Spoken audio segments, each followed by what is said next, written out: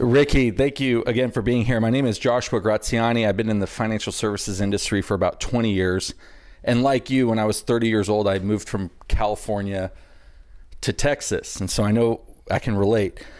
But that's not what my question's about. Hold on. What's your favorite ice cream? Oh, my favorite ice cream would be pistachio. Really? Yeah, okay. pistachio. Pistachio almond. Bluebell pistachio. Yeah, Bluebell pistachio. Good. Yeah. You're a weird guy, but we still love you. So what's your question? So in the monster slide, I can relate a lot because I hate roller coasters and things of that nature. But you described the monster slide in a way where it was temporary fear. You knew it was going to end soon, yet it felt like that 2-minute ride was probably like 2 weeks.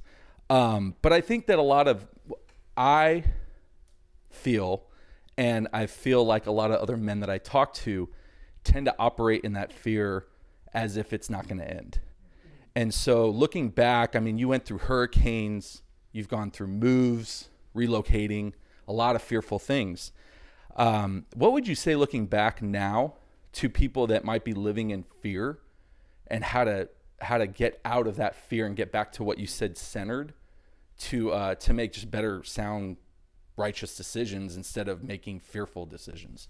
It's a great question, and I will answer very quickly at the same time. But I think that the quicker you can get to that peace that passes all understanding place.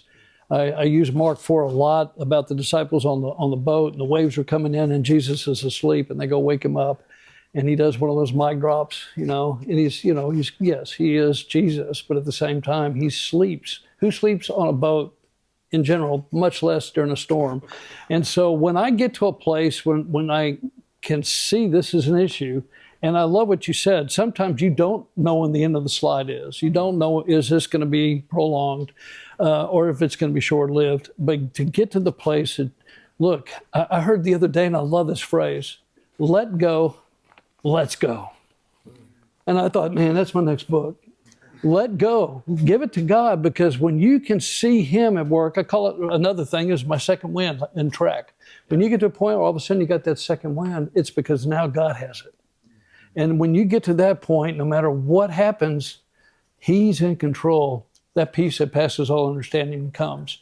And most of the time for me, looking back through all those struggles, I go, wow, I didn't see this, but you were shaping, molding, making all the way to the presidency when I'm thinking, what's going on? So anyway, great question.